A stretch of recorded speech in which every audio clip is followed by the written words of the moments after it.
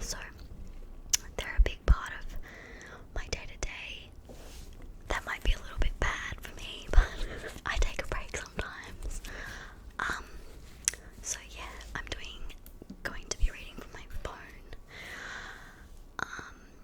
I hope that I will take notes in the future, but this was a spur of the moment thing. I really wanted to use my microphone finally. So this is the story of Angela Hammond. I honestly don't know much about it. So I'll be learning with you. Okay. People, whether children or adults, go missing every single day. Sometimes the person decides to vanish on their own accord, while other people disappear in a more sinister nature. When these incidents happen, they impact people in ways that are undoubtedly life-changing, especially when those unfortunate circumstances occur in a small populated town where everyone knows one another. The lingering effects of these cases create a void in families, friends, and the entire community that never fully heals.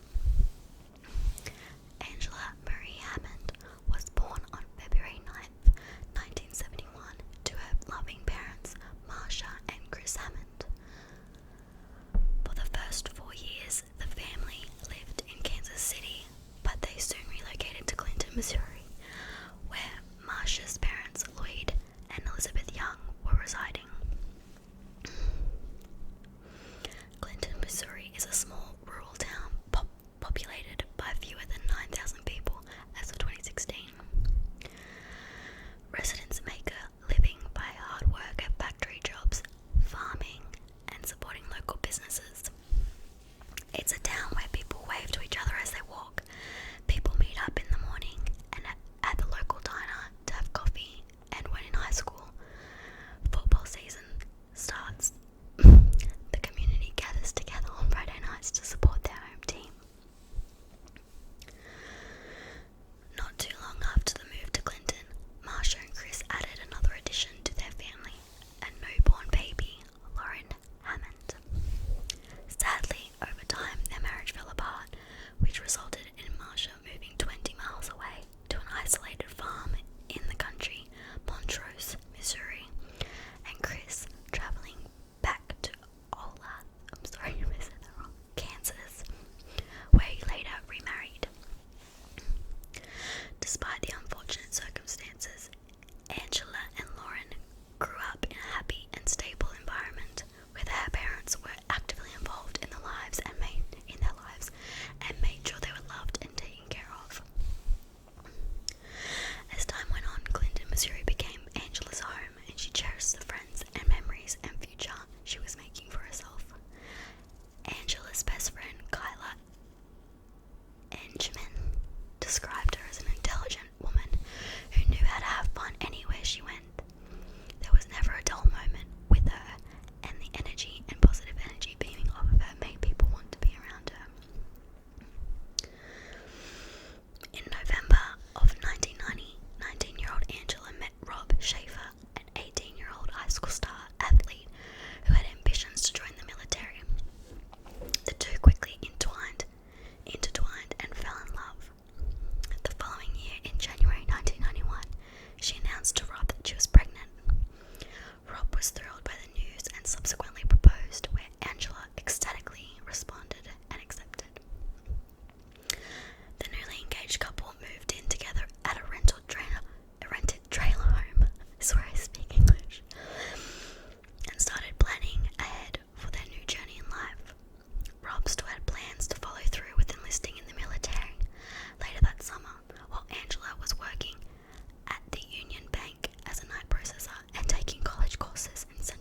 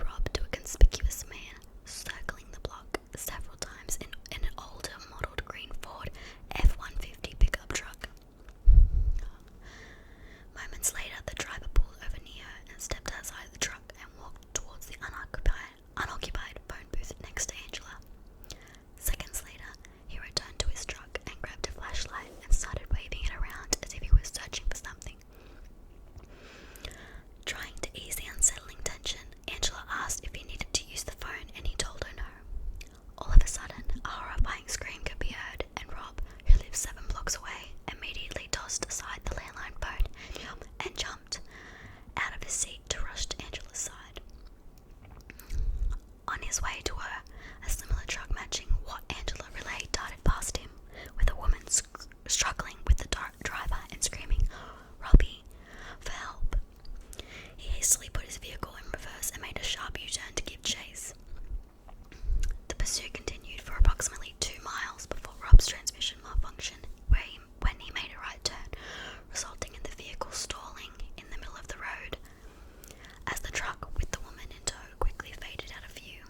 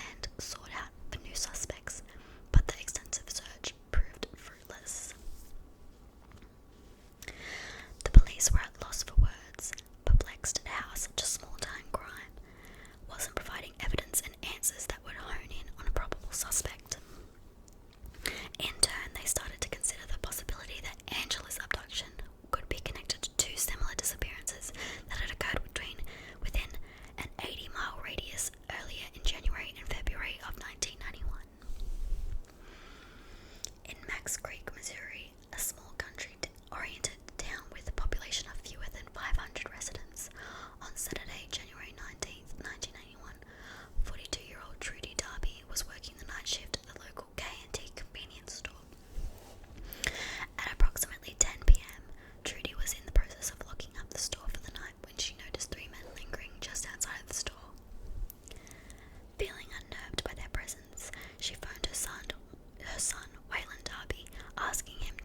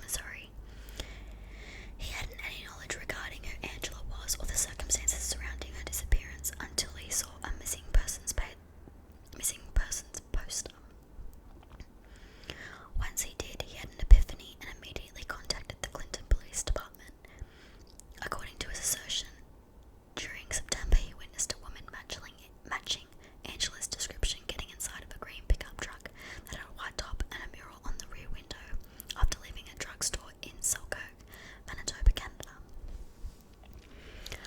Russell's bold allegation caused Clinton Police Chief Rob Pattinson to contact Sergeant Bob Macquarie of the Royal Canadian Mounted Police to alert them to a possible new development. In response, Macquarie followed up on the sighting